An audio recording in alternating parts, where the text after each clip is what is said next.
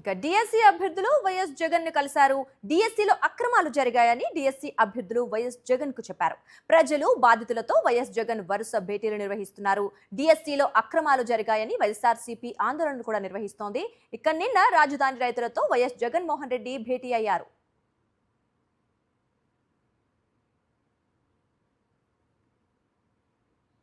ఇదే అంశంపై మరిన్ని అప్డేట్స్ మా కరెస్పాండెంట్ రవీందర్ అందిస్తారు.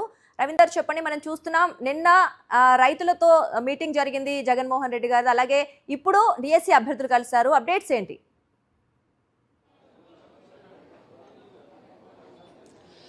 దుర్గా, ప్రజా సమస్యల మీద ప్రతిపక్ష నాయకులుగా పెద్ద ఎత్తున పోరాటం చేస్తున్న వైఎస్ఆర్ కాంగ్రెస్ పార్టీ ఇప్పుడు గేరు మార్చి మరింత దూకుడు మీద వెళ్తుంది. అందులో భాగంగా ప్రతిరోజు కూడా వైఎస్ జగన్మోహన్ రెడ్డి అనేక వర్గాల ప్రజలను కలుస్తూ ఉన్నారు. వారితో మాట్లాడుతూ మమేకమవుతూ వారి సమస్యలను తెలుసుకునే ప్రయత్నం చేస్తున్నారు. నిన్న మనం చూసాం, అమరావతి పేరుతో జరుగుతున్నటువంటి భారీ దోపిడీతో పాటు అక్కడ జరుగుతున్నటువంటి రైతులకు సంబంధించినటువంటి భూములను కొల్లగొట్టేందుకు ప్రభుత్వ పెద్దలు చేస్తున్నటువంటి కుట్రలు, మరోవైపు అమరావతి నిర్మాణాల పేరుతో జరుగుతున్న అవినీతి అక్రమాలు, ఇట్లా అనేక అంశాల గురించి వైఎస్ఆర్ కాంగ్రెస్ పార్టీ ఇప్పటికే ఒకవైపు పోరాటం చేస్తూనే మరోవైపు అన్ని వర్గాల ప్రజలకు సంబంధించినటువంటి సమస్యలను కూడా తెలుసుకుంటూ పోరాటాలు చేస్తుంది. అందులో భాగంగా ఈరోజు డిఎస్సి సంబంధించినటువంటి అభ్యర్థులు ఈరోజు పెద్ద ఎత్తున తాడేపల్లిలోని వైఎస్ఆర్ కాంగ్రెస్ పార్టీ కేంద్ర కార్యాలయానికి చేరారు. వారందరూ కూడా మరికొద్దిసేపట్లో వైఎస్ జగన్ కూడా కలబోతున్నారు. ఎందుకంటే డిఎస్సి 2025 పేరుతో నిర్వహించినటువంటి పరీక్షల్లో ఆ పరీక్షకు సంబంధించినటువంటి పేపరే లీక్ అయినటువంటి పరిస్థితి ఒకవైపు అయితే, ఆ తర్వాత స్పోర్ట్స్ కోటాలో ఒక్కొక్క సర్టిఫికెట్ను 15 లక్షల రూపాయలు పైగా అమ్ముకొని ఆ పోస్టులు కూడా కొల్లగొట్టినటువంటి పరిస్థితి ఉంది. ఇది కేవలం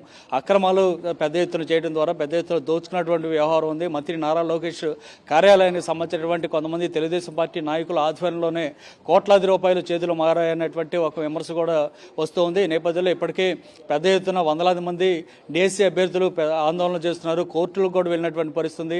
మాకు ప్రతిభ ఆధారంగా రావాల్సినటువంటి పోస్టు రాకుండా పోయింది, కేవలం డబ్బులు ఇచ్చిన వారికే పోస్టులు ఇచ్చారనేటువంటి ఆరోపణలు వారు చేస్తున్నారు. ఈ నేపథ్యంలోనే వారికి అండగా వైఎస్ఆర్ కాంగ్రెస్ పార్టీ గడిచిన కొంతకాలంగా ఆందోళన చేస్తుంది. ఇటీవలే విద్యాభవన్ కూడా ఎమ్మెల్సీలు చుట్టుముట్టారు. అక్కడ కమిషనర్ కలిసి వినతిపత్రం ఇచ్చినటువంటి పరిస్థితి ఉంది. తర్వాత ఇటు యువజన విభాగం ఆధ్వర్యంలోనూ విద్యార్థి విభాగం ఆధ్వర్యంలో కూడా గడిచిన 4-5 రోజులుగా ఆందోళనలు కూడా జరుగుతున్నటువంటి పరిస్థితి. సో ఇట్లా అన్ని రూపాల్లో కూడా ప్రభుత్వం మీద ఒత్తిడి తీసుకొచ్చేందుకు వైఎస్ఆర్ కాంగ్రెస్ పార్టీ పోరాటాలు చేస్తూనే ఉంది. అందులో భాగంగా ఇప్పుడు డిఎస్సికి సంబంధించినటువంటి ఇష్యూని మరింత పెద్దగా తీసుకెళ్లి ప్రతిభ కలిగినటువంటి అభ్యర్థులందరికీ ఉద్యోగాలు వచ్చే విధంగా చేయాలనేది వైఎస్ఆర్ కాంగ్రెస్ పార్టీ ఇప్పటికే నిర్ణయం తీసుకుంది. అందులో భాగంగానే ఈరోజు రాష్ట్ర నలుమూల నుంచి ఉన్నటువంటి డిఎస్సి బాధితులు ఎవరైతే ఉన్నారో వారందరూ కూడా ఈ తాడేపల్లి చేరుకున్నారు. మరి కొద్దిసేపట్లో వైఎస్ జగన్ని కలిసి తమ గోడుని వెళ్లబోసుకున్నారు. స్పోర్ట్స్ కోటాలు అంటే ఈసారి మామూలుగా స్పోర్ట్స్ కోటాలో గతంలో 35 సంబంధించినటువంటి క్రీడలకి అవకాశం ఉండేది. కానీ తెలుగుదేశం ప్రభుత్వం వచ్చిన తర్వాత దాన్ని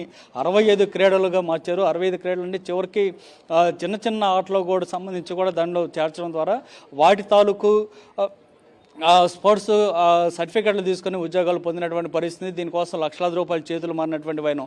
సో వీటన్నిటి నేపథ్యంలో ప్రతిభ కలిగినటువంటి తాము ఏ విధంగా అన్యాయానికి గురైంది వైఎస్ జగన్ దృష్టి తీసుకొచ్చేందుకు వారందరూ కూడా తాడేపల్లి చేరుకున్నారు. మరి కొద్దిసేపట్లోనే వైఎస్ జగన్ కూడా కలవబోతూ ఉన్నారు. Durga, right. Thank you Ravinder.